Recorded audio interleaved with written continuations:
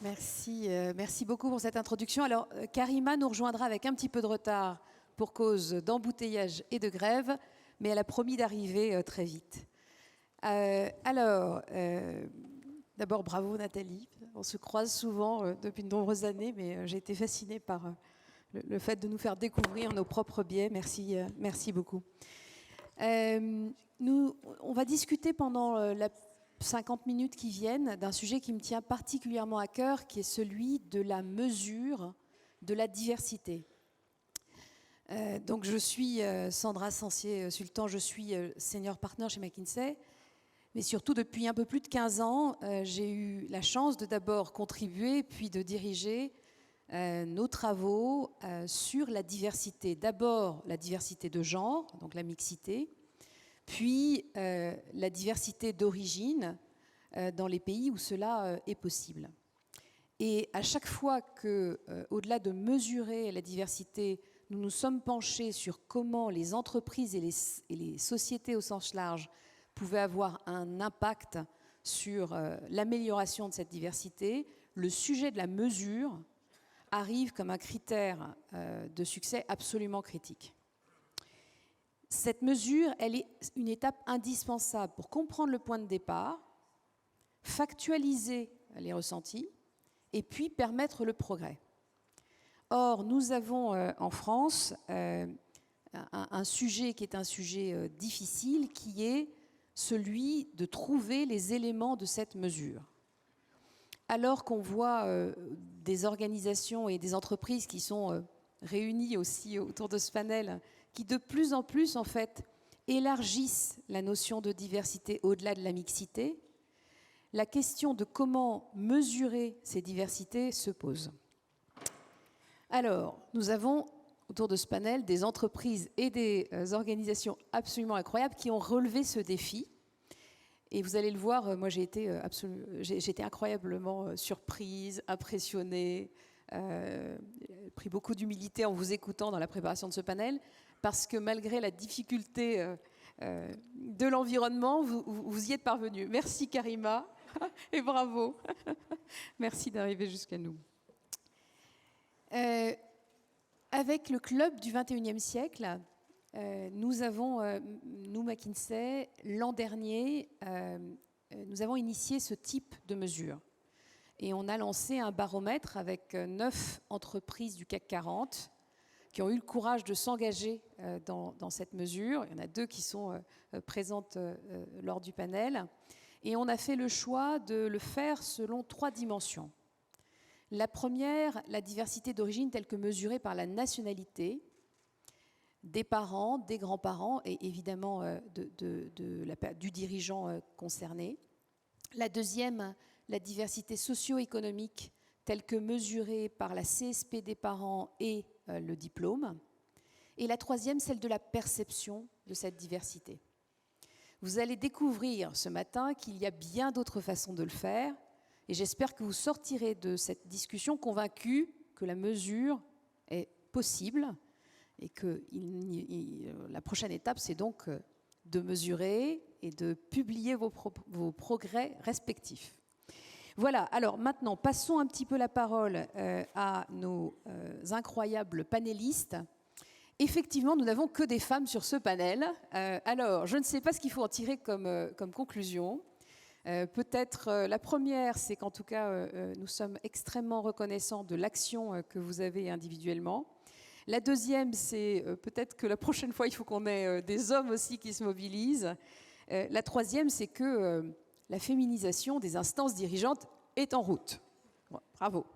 Alors, si on commence par vous, Laurence, quand nous avons préparé ce panel ensemble, vous évoquiez la mesure de la diversité au sein des programmes télévision des grandes chaînes, mesure que vous avez mis en place à l'ARCOM, donc ex-CSA, et vous m'indiquiez qu'il était possible en France de mesurer la diversité au sens large, origine, sexe, handicap, profession, lieu de résidence, situation de précarité, sur la base des ressentis des téléspectateurs. Est-ce que vous pouvez nous en dire un peu plus ? Volontiers, merci beaucoup, merci pour cette invitation. Alors effectivement, L'ARCOM est peut-être moins connu que le CSA, mais il a les mêmes missions enrichies à la question de la régulation des réseaux sociaux, ce qui n'est pas rien, vous imaginez. Et dans les attributions traditionnelles de l'ARCOM, il n'y a pas seulement être le gendarme de l'audiovisuel, c'est-à-dire sanctionner les débordements, mais il y a aussi inciter les médias à être une juste représentation de la société. Et d'ailleurs, la loi nous donne explicitement pour mission de veiller à éviter les discriminations et à ce que la diversité soit représentée dans les médias. Ça a évidemment un double aspect qui est de permettre que les gens se reconnaissent quand ils regardent les médias, mais aussi d'essayer d'éviter au maximum ce qu'on a vu tout à l'heure, c'est-à-dire les stéréotypes au mieux, les préjugés au pire. Et c'est une bataille de tous les instants que nous menons avec les médias, et pas contre les médias bien évidemment. Et pour ça, la première action, c'est d'essayer de mettre sur la table des données objectives. Et c'est pas simple, parce qu'il y a des éléments sur lesquels il n'y a pas de difficulté. Traditionnellement, on s'occupe de la question de la parité homme-femme. Là, on a des instruments de mesure absolument idéaux. On est capable de dire combien de femmes et d'hommes sont présents sur les médias, que ce soit dans les séries, dans les émissions, et on va même plus loin. On a un outil algorithmique qui nous permet de faire la différence entre le fait d'être présent sur le plateau et le fait d'y prendre la parole. Et on a parfois des grosses surprises. Je vous donne le chiffre pour cette année. 44% de femmes présentes sur les plateaux, mais 36% de temps de parole. Ça ne sera pas le cas aujourd'hui. Je m'en réjouis. Lorsqu'il s'agit d'autres types de critères, c'est beaucoup plus complexe puisque les médias ne vont pas demander leur curriculum vitae à toutes les personnes qui sont invitées sur le plateau. Et d'ailleurs, ils seraient bien en peine de le faire puisque le Conseil constitutionnel, le premier, leur tomberait dessus. Donc on a des difficultés. On a des difficultés notamment pour mesurer les catégories sociales, pour mesurer les personnes en situation de précarité et pour mesurer, je crois que c'est le critère qui intéresse le plus aujourd'hui, le critère d'origine. En 2009, on a décidé de tenter quelque chose qui soit un peu différent, d'ailleurs en accord avec le défenseur des droits, c'est de se baser simplement sur la perception.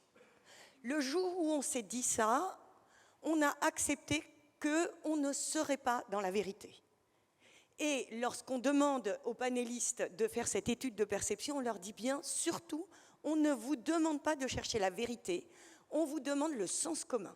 Quand vous regardez une image, comment vous la percevez au regard des critères qu'on va vous indiquer et au regard d'un ensemble de faisceaux d'indices. Et cette manière-là nous rapproche en tout cas d'un certain type de réalité qui est celui qui est perçu par les spectateurs, et c'est bien ce qu'on veut quand on veut percevoir la représentation de la diversité dans les médias. Donc on le fait sur les 7 critères qui ont été indiqués, et on va un peu plus loin, et vous comprenez pourquoi, c'est qu'une fois qu'on a mesuré quel était le taux de représentation sur ces différents critères, on demande aux personnes qui visionnent les émissions de dire si ces personnes ont un rôle positif ou un rôle négatif, et évidemment, ça change tout. Alors on fait ça sur 2 semaines, on regarde toutes les émissions, et on en retire un certain nombre de chiffres. Je vais me cantonner à celui sur les origines.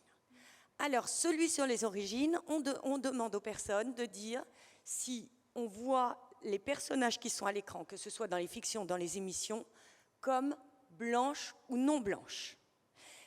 Et lorsque c'est non blanche, s'ils en ont la possibilité, de dire si, alors vous allez tressauter, mais on n'a pas d'autre moyen, de dire si on les perçoit comme de type arabe, noir ou asiatique.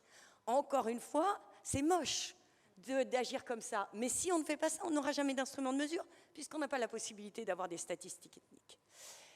Et à partir de cela, on demande si ces personnages ont un rôle positif, c'est-à-dire s'ils ont une action valorisante et ou qui valorise d'autres personnages présents à l'émission, ou si au contraire c'est une action dévalorisante. Alors pour ce qui concerne les personnes blanches ou non blanches, on stagne.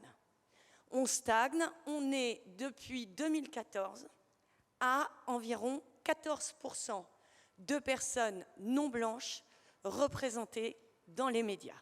C'est quand même pas énorme, on est monté jusqu'à 17% une année faste, mais en moyenne, on reste à 14%. Là où on a quand même un petit motif de satisfaction, c'est que quand on regardait le rôle positif ou négatif, on a frôlé la catastrophe. L'année dernière, on était à 43% de rôle négatif pour les personnes vues comme non blanches. Là, on a tiré la sonnette d'alarme, on a été voir tous les médias, on leur a dit, là, on a un sujet qui est majeur. On est obligé de choisir nos sujets. On a 0,8% de représentation du handicap. C'est largement insuffisant. Bref, on est obligé à chaque fois, et c'est terrible à dire, de prendre des priorités, parce que sinon, les médias vont aussi nous répondre à juste titre qu'il faut aussi qu'ils fassent de la télé. Et donc, ils ne peuvent pas non plus uniquement répondre à nos critères. Mais donc, ces 43% nous ont alertés, et en discussion avec les médias, on a dit, là, c'est le sujet majeur pour l'année, on va le traiter. Ça veut dire qu'il faut qu'on ait plus d'experts vus comme non blancs. Ça veut dire il faut absolument qu'on travaille là-dessus. Et le résultat a été massif, puisqu'on est passé cette année de 43% à 27% de connotation négative pour les personnes vues comme non blanches. Donc vous voyez que le travail qu'on peut faire, en tout cas quand on y met les moyens et qu'on se dit que c'est la priorité, donne immédiatement un effet. Je terminerai simplement, pour relativiser mon 27%, par un chiffre un peu de comparaison. Les personnes vues comme non blanches ont un rôle négatif à hauteur seulement de 14%. Donc on a encore... J'ai dit une bêtise. Les personnes vues comme blanches ont un rôle négatif dans 14% des cas, quand les personnes non blanches ont un rôle négatif dans 27% des cas. Donc, voilà, il reste encore du chemin, mais ces instruments de mesure, si presque aléatoires soient-ils, et en tout cas si insuffisants soient-ils, sont pour nous vraiment un outil considérable pour travailler avec les médias à faire évoluer les situations. Merci Laurence. Si on regarde maintenant cette diversité dans le prisme de l'entreprise, j'aimerais revenir sur une initiative de Mosaïque, Mosaïque RH, où vous avez récemment mis en place un baromètre de la diversité pour les entreprises du SBF 120. Vous avez choisi un parti pris différent de celui que nous avions pris avec le Club du 21e siècle. Est-ce que vous pouvez nous en dire un petit peu plus sur la méthodologie que vous avez choisie et ce qu'ont donné les résultats? Oui, alors déjà pour commencer, moi je suis très heureuse que ce sujet de la mesure fasse l'objet de cette table ronde ici au Conseil économique et social. C'est un sujet sur lequel on travaille chez Mosaïque depuis 15 ans. Et c'est vrai que depuis 15 ans, je rencontre des dirigeants, des DRH qui me disent moi la diversité des origines, j'aimerais bien faire quelque chose. Mais alors, je ne sais pas du tout si j'en ai, je ne sais pas du tout comment je peux mesurer. Donc, on progresse, tant mieux. Alors, l'année dernière, donc, on s'est posé la question chez Mosaïque RH de savoir si la diversité des origines arrivait au plus haut niveau de l'entreprise. Parce qu'il y a 15 ans, un certain nombre d'entreprises, elles sont aujourd'hui plus de 4000, à s'être engagées à travers la signature de la Charte de la diversité, à représenter la diversité, et ce, à tous les niveaux. Et c'est vrai qu'on a voulu regarder, savoir où on en était sur cette représentation de la diversité ethnique au niveau des conseils d'administration et des COMEX du SBF 120. Donc on a mené une étude. Alors nous n'avons pas sondé les personnes. Nous avons utilisé en partie la méthode de l'ARCOM, c'est-à-dire que nous avons pris 3272 profils qui sont donc membres de ces conseils d'administration et de ces COMEX, donc à partir des sites publics, des sites institutionnels. Et nous avons regardé, donc en utilisant la méthode de la perception visuelle, donc en gros on a analysé les photos, et on a décidé de regarder quelles personnes pouvaient être identifiées comme étant blanches et non blanches. Donc, on a utilisé ce premier critère. On a également utilisé un deuxième critère qui est l'analyse du patronyme, ce qui nous permettait avec ces deux critères d'identifier les personnes qui pouvaient être identifiées comme étant des minorités visibles. Et nous avons rajouté un troisième critère qui est celui de la nationalité, en distinguant les personnes qui sont de nationalité française des personnes qui sont de nationalité extra-européenne. Pourquoi ? Parce que l'idée était aussi de savoir si il y avait des dirigeants made in France, des dirigeants minorités visibles made in France, c'est-à-dire qui ont été formés en France, qui ont suivi l'école de la République et qui ont pu évoluer pour arriver à ces niveaux de top management dans nos organisations. Et donc, les résultats, comme vous pouvez vous en douter, n'ont pas été très bons. Je vous donne un premier chiffre.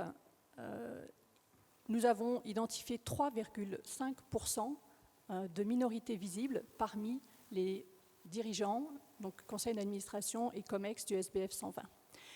Si on garde les nationalités étrangères, donc des patrons ou patronnes avec des nationalités indiennes, africaines, asiatiques, on arrive à 4,2%. Donc ce n'est pas énorme non plus. Mais si on reste vraiment sur notre objectif qui est d'identifier des Français issus de l'immigration, parce que c'est ce qu'on voulait regarder aussi, on arrive à 3,5%. Donc c'est vraiment très peu. Et un autre chiffre qui est intéressant, 67% des entreprises du SBF 120 ont 0 minorité visible dans leur conseil d'administration ou dans leur COMEX. Si je remets les nationalités étrangères, on tombe à 50%. Mais encore une fois, la démonstration est de savoir est-ce qu'il y a des Français aujourd'hui qui sont dans ces conseils d'administration. Donc 3/4 des entreprises du SBF 120 n'en comptent pas du tout. Donc voilà, le constat, il est sans appel. Aujourd'hui, en France, on a besoin de mesurer pour savoir où on a besoin d'amener des actions, sur quoi nous avons besoin de travailler. Et là, clairement, l'accès à ces postes de direction, donc c'est tout un travail en effet sur les processus d'évolution interne, les promotions internes, qu'il faudrait peut-être regarder à nouveau et identifier quels sont les freins à l'évolution de ces minorités visibles qui manifestement n'arrivent pas jusqu'en haut de la pyramide. Merci beaucoup, Mariam. Alors peut-être pour mettre un regard un peu plus positif et à nouveau toujours dans l'esprit de créer un débat qui fasse avancer, les résultats du baromètre que nous avions construit avec le club du XXIe siècle étaient légèrement différents. Étaient sur un périmètre qui était 9 entreprises du CAC 40, donc très modeste, pas encore statistique. Néanmoins, ce qu'il apportait comme mesure d'espoir, c'est qu'en se basant sur la nationalité des parents et des grands-parents, des dirigeants français de ces grands groupes internationaux, on avait là une représentation de la population française en termes de diversité. Ce qui ne veut pas dire que chaque groupe, donc Afrique du Nord, Afrique subsaharienne, soit représenté à sa juste mesure dans la population française.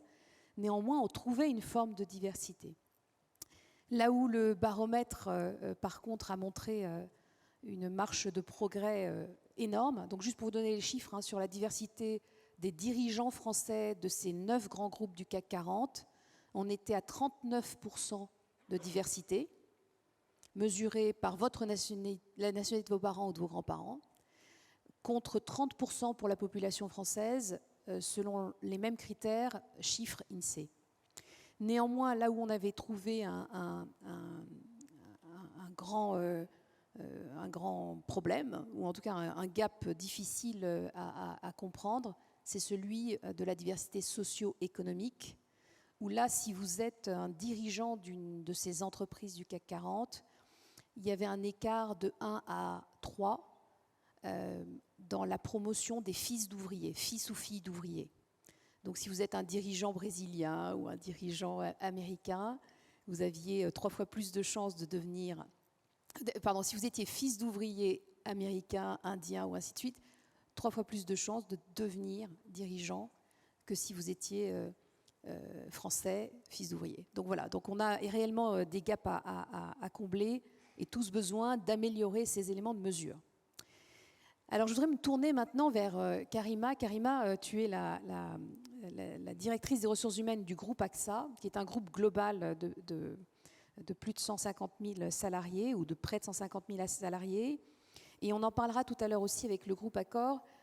Vous avez une problématique particulière qui est celle de trouver une mesure qui puisse marcher au niveau global. Et en particulier, suite aux événements qui se sont passés aux États-Unis à la suite du décès de George Floyd, on a cette pression sur l'ensemble des groupes européens et français de trouver un élément de mesure qui permette d'établir cette diversité. Et j'ai été absolument fascinée par ce que tu as partagé avec nous sur la façon dont tu as résolu ce sujet de la mesure au niveau global. Est-ce que tu peux nous dire un petit peu ce que tu as réussi à lancer ? Merci Sandra. Bonjour à tous et pardonnez-moi d'être en retard. Alors effectivement, nous, on est parti de 3 convictions il y a quelques années. Lorsque je suis arrivée comme DRH du groupe en 2018, la première, c'était de dire qu'il fallait mesurer et qu'il n'y avait pas de raison pour que le sujet de l'inclusion et de la diversité ne se mesure pas. Et quand on travaille dans une entreprise, on sait qu'on a plus de chances de progresser quand on mesure et quand les indicateurs sont partagés régulièrement au niveau d'un comité exécutif ou d'un conseil d'administration. Donc ça, c'était vraiment la première conviction assez forte que j'avais et que nous avions avec mon comité de direction et avec l'équipe. La deuxième, c'est qu'il ne fallait pas mesurer seulement, si je puis dire, la diversité culturelle. Parce que dans une entreprise, on se bat sur tous les fronts. La diversité, que je crois fortement qu'il ne faut pas opposer les diversités les unes aux autres. Et par conséquent, il faut trouver un chemin pour arriver à progresser sur chacune des dimensions en parlant de manière juste. Voilà. Et donc ça, c'était vraiment la seconde conviction, qui est aussi d'en faire un objet pour les équipes et un objet de changement culturel important dans l'entreprise. Donc mesurer, pas seulement pour mesurer, mais mesurer pour partager et pour en faire un objet de discussion. Et puis la troisième conviction, c'était d'en faire une mesure internationale. Nous sommes assureurs, nous sommes asset managers. Dans mon rôle, je rencontre aussi des investisseurs. Les questions sur ces sujets-là sont de plus en plus pressantes. Et donc, je trouve toujours que c'est important que la France trouve une manière de mesurer qui ne soit pas une manière anglo-saxonne. Je pense que c'est un combat important, qu'il ne faut pas laisser cette primauté-là à d'autres. Et donc, bon, voilà. Donc c'est un peu les convictions qui nous animaient, qui étaient de trouver une mesure imparfaite, mais trouver quand même une mesure. Voilà. Et donc, on a travaillé en 2018, on a travaillé en 2019 et on a fini par arriver à un questionnaire qui est un questionnaire, somme toute, assez simple, de 7 questions, qu'on a donc réussi à lancer. Et cette enquête, elle existe maintenant depuis 2 ans. Nous avons décidé de la faire annuellement et nous la faisons au niveau mondial. Et donc, elle est envoyée à l'ensemble des collaborateurs d'AXA dans le monde. Et on a à ce stade des taux de réponse de 65% en moyenne, ce qui est plutôt pour nous très satisfaisant. On ne s'y attendait pas. Et cela a correspondu aussi à un accompagnement assez fort pour que les gens aient confiance dans le fait de répondre à l'enquête. Donc elle est anonyme, elle est administrée par un provider externe, et donc communiquer sur le fait que ce sont vraiment des réponses anonymes est très important dans ce type d'enquête. Nous, c'est cette question, c'est quoi ? La première, c'est de demander aux personnes si elles se sentent incluses et acceptées telles qu'elles sont. Donc on donne une définition de l'inclusion avant l'enquête. Et donc ça, c'est la première question. Est-ce que vous vous considérez comme étant inclus et accepté tel que vous êtes ? La deuxième, c'est est-ce que vous considérez avoir une égalité de succès au sein d'AXA dans l'évolution de votre carrière ? La troisième question, c'est est-ce que vous avez observé des comportements non inclusifs dans l'entreprise ? La quatrième, c'est est-ce que vous avez subi des comportements non inclusifs dans l'entreprise ? La cinquième question, c'est est-ce que vous recommanderiez AXA comme une entreprise inclusive ? Et c'est une question qui est notée sur 10 points. Le rêve que nous avions avec l'équipe, alors j'en vois certains membres ici, c'était de créer un Net Promoter Score de l'inclusion. Et donc, cette question, est-ce que vous recommanderiez AXA, est une question qui permet de calculer un Net Promoter Score par équipe, par entité, partout dans le monde. Et puis, il y a une question un peu ouverte. Que recommanderiez-vous pour qu'AXA devienne plus inclusive? Et enfin, la dernière question, la 7e, c'est une question où justement on a demandé aux personnes comment elles se percevaient, au travers de nos recherches, on a compris que partout dans le monde, c'est possible de demander aux personnes comment elles se perçoivent. Et donc, là, à ce stade de l'opération, les salariés peuvent sortir de l'enquête et ne répondre qu'aux premières. Mais il se trouve que 97% des personnes font l'enquête jusqu'au bout. Et donc là, on leur demande leur genre, leur âge, si elles ont des difficultés de santé ou un handicap, si elles ont une orientation sexuelle LGBT. On leur demande également si elles se considèrent comme étant d'une origine diverse, en donnant une définition de l'origine diverse. En France, nous avons donné une définition qui est qu'on a recoupée de diverses sources, qui est appartenance réelle ou supposée à une nation, une ethnie, ou supposée race ou couleur de peau. Et puis on a rajouté, parce que la première année on n'avait pas réussi à craquer le code qui est de l'origine socio-économique, on n'avait pas réussi à craquer le code parce que d'un pays à l'autre, en fait, c'est très difficile de poser une question qui soit comprise, à la fois aux États-Unis, en France, etc. Donc finalement, on a réussi en 2022 à poser la question, à ajouter une dernière rubrique qui est est-ce que vous considérez être d'une origine modeste, en précisant en France qu'il s'agit d'une réponse à donner par rapport à l'environnement socio-économique des parents, les études ou bien le fait d'avoir été boursier. Voilà, donc ce n'est pas une enquête parfaite, mais elle permet d'avoir un... Et ce qui est intéressant dans l'enquête, c'est qu'en fait, nous recoupons les réponses, par exemple à la question « Est-ce que vous estimez avoir une égalité des chances dans l'entreprise ?» par rapport aux réponses qui sont données par rapport aux catégories. Ce qui permet... Qu'est-ce qu'on fait de l'enquête au fond? On la restitue aux équipes, aux managers. Elles en parlent localement. Il y a des verbatims également. Donc ça permet, au fond, de faire des plans d'action par rapport à ce qui est constaté dans chacune des équipes, à la fois sur des éléments assez culturels, parce que ce qu'on voit dans les verbatims, c'est que c'est un peu l'affaire de tous quand même, au travers des comportements du quotidien. Donc ça, c'est avoir un outil comme ça permet de replacer un peu le sujet dans l'équipe. Puis après, il y a des décisions que l'on prend qui sont de nature un peu plus RH sur les processus RH et sur l'amélioration qu'on peut en faire. Mais ce qui est intéressant, c'est que c'est une enquête qu'on partage au niveau du comité exécutif, au niveau mondial, au niveau de la France aussi. Je vois Annelise qui en est l'ingénieure pour AXA France. Et ensuite, je la partage aussi avec mon conseil d'administration depuis ces 2 dernières années. Ils en sont assez friands. Merci Karima. Karima partage avec moi le fait que tu le mets en open source, donc si ça peut devenir une norme utilisée par d'autres, ça tirait très bien. Alors, merci pour ce témoignage. Anne-Sophie, donc tu es responsable de la diversité, de l'inclusion et du social care du groupe Accor, qui est lui aussi un très grand groupe international avec des centaines de milliers de salariés. Et tu as la même problématique que Karima, et vous avez aussi trouvé une réponse et peut-être choisi une orientation un petit peu différente. Est-ce que tu peux partager avec nous ce que vous faites aujourd'hui? D'accord, vous m'entendez? Super. Donc, comme tout le monde, merci beaucoup de nous accueillir, de m'accueillir aujourd'hui sur cette table ronde très intéressante sur les indicateurs qui, vraiment, dans l'entreprise, c'est vraiment le sujet, je pense, extrêmement important, précieux. Et effectivement, quand on a les indicateurs, on peut aller plus vite, plus loin.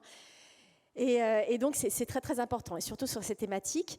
Nous avons participé effectivement au baromètre du Club du 21e siècle avec McKinsey. Il y a 2 ans, on a mesuré au niveau des COMEX et N-1 COMEX cette diversité d'origine, cette diversité socio-économique, extrêmement précieux pour nous, très intéressant. On a vu sur la diversité, et puis ce qui nous a vraiment paru intéressant, c'était cette diversité socio-économique. Et comme tu le disais un petit peu entre deux sessions, ce qui était intéressant pour nous, alors comme dans les autres entreprises, c'était de voir qu'on avait beaucoup de personnes internationales et que pour les personnes internationales, effectivement, ils n'avaient pas forcément des parents qui étaient de CSP. En fait, ils avaient plus de chances de réussir sans avoir des parents qui étaient issus de CSP aisés. Mais par contre, ce qui était particulièrement intéressant pour Accor, je pense qu'on peut le dire par rapport aux autres entreprises, c'était que nos dirigeants français n'avaient pas un parcours, background académique très fort par rapport aux autres entreprises du CAC, en tout cas les entreprises avec lesquelles on se comparait. Et donc j'en viens au sujet vraiment sur lequel on veut plus de mesures et un sujet qui nous tient particulièrement à cœur, c'est l'ascension sociale. C'est-à-dire que la promesse, l'envie dans le monde de l'hospitalité et chez Accor, c'est on vient sans diplôme et on a envie, les moyens, le potentiel, on vous promet une carrière et des postes de management. Parce que c'est bien d'accueillir la diversité ou des parcours différents, mais l'objectif, c'est pas qu'ils restent au premier niveau de la pyramide. Donc quand on s'est dit ça, on s'est dit bon super, maintenant il faut aller un peu plus loin. Cette enquête, on l'a trouvée géniale, mais on voulait la partager plus largement. On avait eu ces échanges, Sandra, sur qu'est-ce qu'on peut faire, un peu la super woman matter, mais sur la diversité au niveau mondial. Bon, finalement, qu'est-ce qu'on a fait ? Évidemment, on veut avoir des KPI. Mais il faut des datas aussi pour avoir des KPI. Donc on a un grand groupe de 290 000 personnes, on a plus de 100 pays. On veut une mesure qui soit acceptée et monitorable, enfin qu'on puisse comparer pour tous nos pays. Et notre difficulté, c'est que on a beau avoir 290 000 personnes, collaborateurs, ce ne sont pas des personnes d'accord, parce qu'en fait les hôtels ne nous appartiennent pas. Donc en termes de SIRH, on n'a pas forcément la main sur toutes les données, les datas des collaborateurs dans les hôtels. Par contre, on a également une enquête d'engagement qui est administrée au niveau mondial, avec des taux, parce que c'est aussi important d'avoir des taux de réponse importants, on a à peu près 89% des personnes qui participent. Et là, on s'est dit, ça pouvait être intéressant de rajouter des questions dans l'enquête d'engagement sur les parcours, enfin sur le niveau de diplôme de la personne quand elle est arrivée chez Accor, et on a croisé ça avec le job actuel. Et ce qui est hyper intéressant, parce qu'on voulait avoir quand même une baseline. On a une sensation là avec le niveau enfin une perception avec le niveau des COMEX, ou N-1 COMEX, mais on ne savait pas trop ce qui se passait vraiment au niveau du terrain, même si évidemment on le sentait bien. Et là, les chiffres nous disent que, je pense que je peux le dire aussi, plus de 58% des collaborateurs Accor dans le monde n'ont pas fait d'études supérieures. Donc hyper intéressant. Après on s'est dit, ok, 58, donc ça c'est une baseline. Maintenant, au niveau du management, c'est quoi ? Au niveau des managements, c'est 33%. Donc on a 33% de managers aujourd'hui dans les hôtels qui n'ont pas de parcours, qui ont un niveau inférieur enfin, au bac. Donc on se dit, c'est bon, on a enfin notre baseline qu'on peut partager au niveau mondial. Et l'objectif aujourd'hui, c'est de mettre en place, on en parlera peut-être tout à l'heure, un programme qui puisse, avec un objectif de passer de 33 à on va dire 34%, c'est déjà plus de quasiment 500 personnes cette année qu'on va pouvoir promouvoir, des personnes qui sont chez nous sans diplôme, qu'on va pouvoir, avec des programmes de développement, promouvoir à des niveaux de management. Et donc, on va pouvoir avoir ça, une mesure partagée par pays, par grade, par marque. Voilà. Donc, c'est le travail d'aujourd'hui. Je vous avais dit que c'était passionnant. Je me doutais que nos 50 minutes n'y suffiraient pas, parce qu'en fait, non, mais c'est juste ce qui est, et c'est une excellente nouvelle, mais c'est que vous êtes toutes et tous en marche. Donc vous n'êtes plus en train de considérer la mesure, vous êtes en train de la faire et avec des chemins qui sont fascinants. Il faut qu'on complète ce tableau de ce que vous avez mis en place, Nathalie, chez Solvay, avec l'Homogeneity Index. Et si vous me permettez que du coup on enclenche sur... est-ce que vous pouvez nous dire un petit peu comment on les construit? C'est quoi vos principes ou vos convictions sous-jacentes? Et aussi comment vous l'utilisez dans l'entreprise? Parce que je crois que là, vous allez pouvoir remettre un petit peu de pression à tout le monde aussi. Mais merci. Donc on a des doubles mesures. Donc comme disait Karima, on a la même mesure où on mesure l'inclusion et on se dit, est-ce que chez Solvay, quel est votre sentiment? Est-ce que vous avez l'impression d'être écouté, équité pour l'opportunité des jobs, etc. Ça, c'est une fois par an. Et je crois qu'on a copié-collé chez... on a fait appel à l'open source, il me semble. Donc, ça, c'est une mesure. On a rajouté un autre élément dont tu parles, Sandra, ce qui s'appelle l'indice de l'homogénéité. En fait, au départ, quand on a commencé par vraiment prendre le genre. Comme on disait, hyper facile, voilà.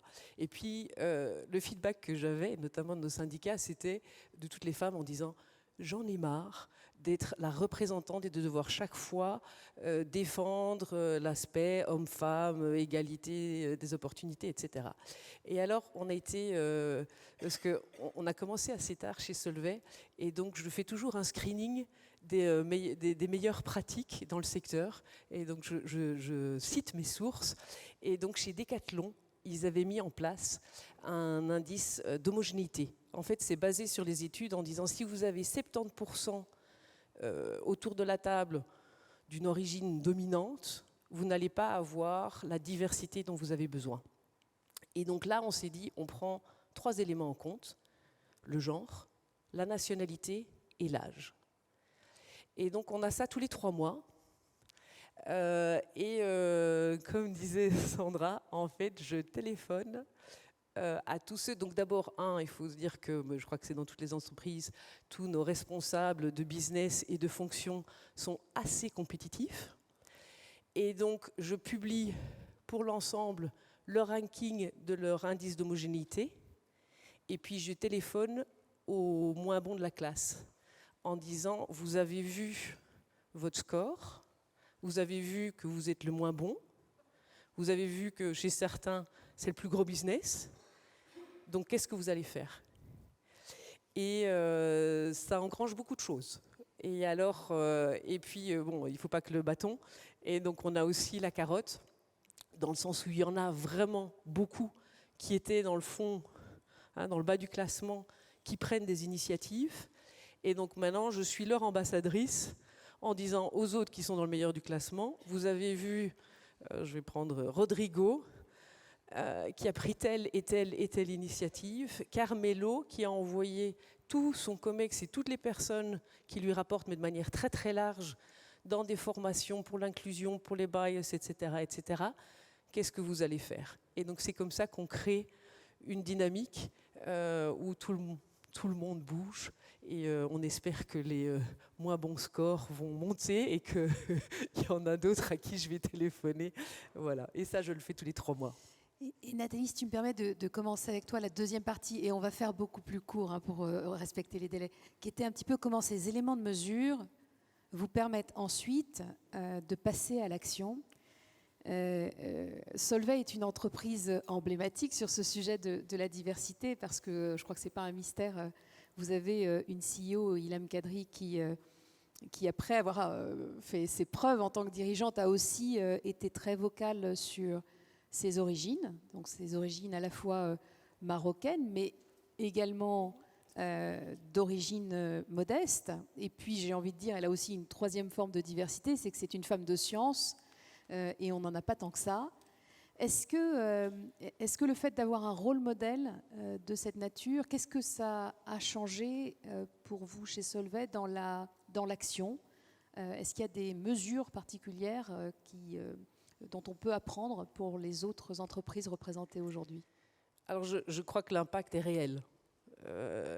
Et d'abord, une chose, c'est que pour elle, c'est une priorité. Donc, elle le répète à toutes les réunions du leadership. Tout le monde a bien compris que c'est une priorité. Et quand je discute avec d'autres, ça m'a pris, je crois, 8 minutes d'échange avec elle pour que la diversité et l'inclusion fassent partie de nos critères de bonus à court terme. Alors là, en termes d'impact, c'était exceptionnel parce que j'ai les priorités pour l'année qu'on a définie en termes pour 2023, enfin différentes 2022, etc., pour progresser. Sur base de ces priorités, ils sont tous repris dans les critères pour le bonus. Je peux vous dire que dès que les priorités sont communiquées, j'ai tous les patrons de business et de fonction qui me disent « Nathalie, j'aimerais bien faire ceci, ceci, cela, ceci, ceci ». Je prends note et on y va. Donc ça, c'est en termes d'impact, c'est top. Je crois aussi qu'en termes pour recruter et en termes de role model, pour moi, c'est exceptionnel.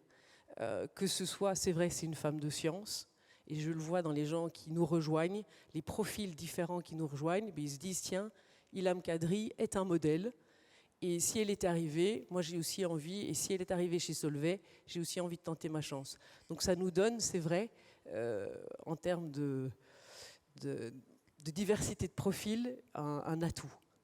Et puis c'est une personne qui est terriblement ambitieuse, et donc chaque fois qu'on discute, elle me dit « Nathalie, est-ce que ton ambition te fait peur ?» Je dis « Ouais, ça va. » Non, non, non, non, non. Next level. Il faut que ça te fasse vraiment peur.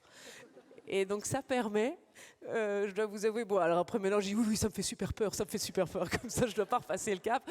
Mais donc oui, vraiment je le vois et ça a un impact. Et elle a attiré aussi, pas uniquement elle, mais elle a attiré aussi énormément de femmes qui ont, enfin et d'hommes aussi, qui sont d'origines différentes, enfin, qui ont une diversité d'origine et qui ont aussi une diversité socio-économique. Et donc c'est pas uniquement au top leadership, mais ça, je vois aussi les effets dans notre top 50 et de manière plus large. Merci beaucoup. Karima, est-ce que tu peux nous parler un petit peu de ce que ça a comme impact, ces mesures que tu as mises en place, et comment tu les discutes et comment ça pousse à l'action et à l'amélioration? Je pense qu'il y a un premier impact qui est qu'il ne faut pas sous-estimer qu'en fait les salariés le demandent.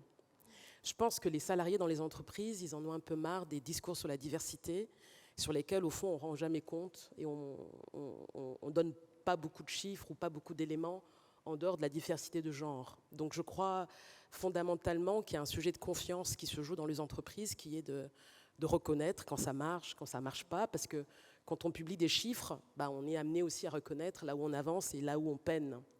Donc je crois beaucoup à ce discours de vérité. Donc ça, c'est un premier point. Donc nous, effectivement, on a eu beaucoup de remarques des collaborateurs la première année en disant « Ah, vous partagez toutes les données positives, mais aussi les données en reconnaissant les difficultés que vous avez. » Donc ça, je crois que c'est un premier aspect qui est très important.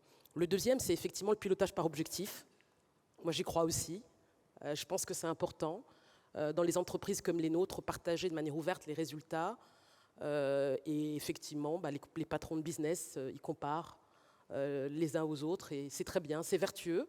On le fait dans d'autres domaines, les enquêtes d'engagement. Et nous, on le fait également pour les enquêtes diversité. Et quand il y a des gaps importants sur certaines catégories, eh bien, on a des réactions. J'ai aussi été challengée par mon conseil d'administration. Et je trouve ça sain qu'on nous demande des comptes. La troisième manière de faire bouger les lignes, c'est qu'on demande des plans d'action après des enquêtes. Donc nous, effectivement, on demande des plans d'action à nos entités en disant on a constaté telle et telle perception dans vos enquêtes. Qu'est-ce que vous faites par rapport à ça? C'est vrai que le sujet des rôles modèles est absolument important et je pense que nous, on a commencé, on a organisé des conférences en faisant parler des rôles modèles en entreprise parce qu'en fait, parfois, ils existent, ils sont peu connus parce que les personnes ne racontent pas forcément leur parcours, que leur diversité ne se lit pas sur leur visage ou sur leur nom et que c'est important aussi de restituer ça. Voilà. Et puis après, ce qu'on fait de ce type d'enquête, c'est que ce qui ressort très souvent est à côté de ce qu'on pensait initialement. Et je te l'ai dit, Sandra, moi, ce qui est ressorti de manière extrêmement massive, et je ne le dis pas ça parce qu'il y a une journée de grève aujourd'hui, ce qui est ressorti massivement partout, c'est vraiment la question de l'âge. La diversité des âges en entreprise, c'est ça qui est ressorti extrêmement massivement partout. La question du diplôme aussi, effectivement, en disant que on parle trop du diplôme, on communique trop sur les diplômes, etc. Donc c'est intéressant, alors que ce qui avait été le driver et le moteur pour moi de cette enquête était parti dans d'autres directions.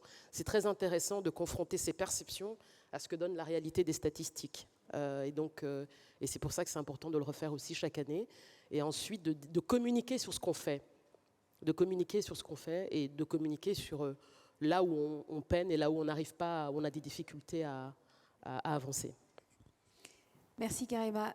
Anne-Sophie, tu évoquais aussi un programme d'action large et très ambitieux. Tu veux nous en dire quelques mots ?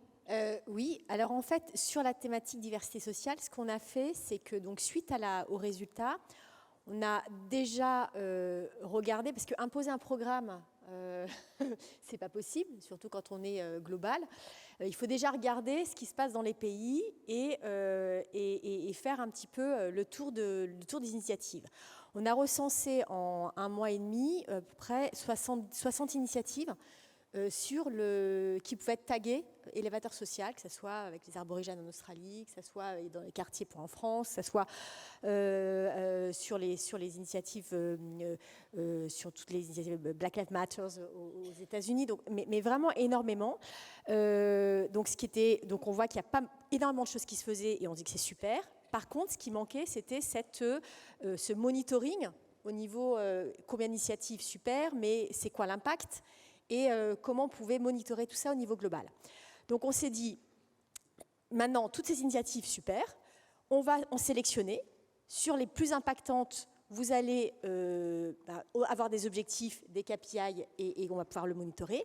Et puis, ce qui serait bien quand même, c'est vraiment en co-construction, donc c'est vraiment en ce moment, et l'objectif, c'est de le déployer au mois de juin, si on peut, c'est de travailler sur un programme global qui s'appelle Reveal Talent, pour permettre, en fait, aux personnes qui ne sont pas diplômées, d'avoir en 6 mois, alors là on est en train de discuter, on a un workshop, est-ce que 6 mois c'est suffisant, peut-être 6-9 mois, mais comme mon enquête d'engagement elle arrive dans 6 mois, j'aurais bien voulu que ce training soit terminé dans 6 mois, bon, c'est pas grave, sur 4 piliers, le mentoring,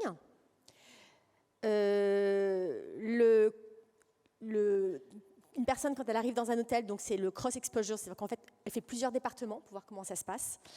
Tout ce qui est business fondamental, donc la finance, le marketing, etc. Et puis après, tout ce qui est comportemental. Et on se dit que l'objectif, c'est de ne pas réinventer un nouveau programme, mais on fait au niveau du groupe, là, on fait un package, et on travaille avec les pays pour voir qu'est-ce qu'ils ont déjà, eux, en place, et on les met dans ces packages, et on leur repropose un petit peu plus formaté. Le mentoring...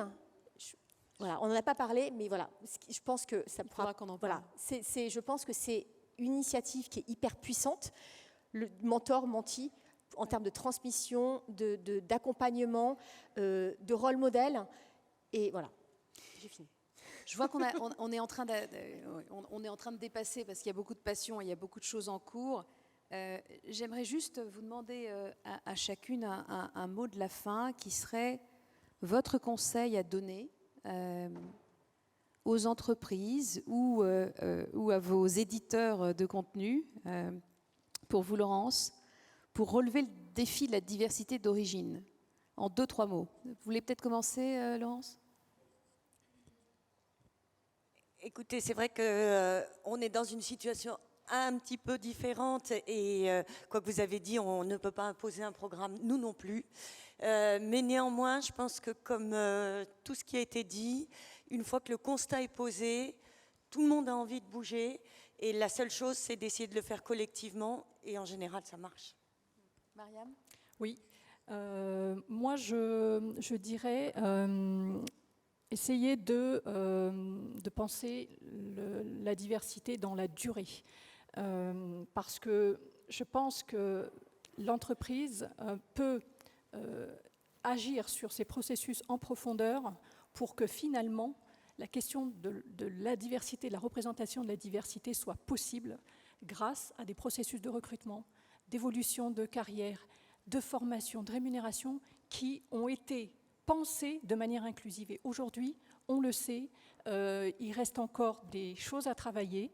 le fait de mesurer, c'est la première étape finalement, que le travail de fond, c'est ensuite de faire des diagnostics internes de chaque processus dans l'entreprise pour savoir pourquoi on en est à cette situation-là, où sont les freins, où sont les leviers, pour compléter la démarche de photographie de la diversité. Et c'est ce qui permet la durabilité. Nathalie, un mot à rajouter? Je dirais vraiment, commencez le trajet. Mettez-vous en route. Quel que soit le... Enfin, je veux dire, en tout cas, nous, c'est notre modèle. C'est-à-dire que c'est pas parfait. Notre truc d'homogénéité, on l'a fait 3 fois. On s'est fait d'abord... on a eu du feedback très constructif, on va dire, de nos patrons. Mais l'important pour moi, c'était de se mettre en mouvement. Et peut-être que c'est pas le modèle qui est parfait, mais au moins, on avance et ça permet de progresser. Alors, je vais vous rendre la parole et conclure ce débat. Vous l'avez compris, c'est possible de mesurer.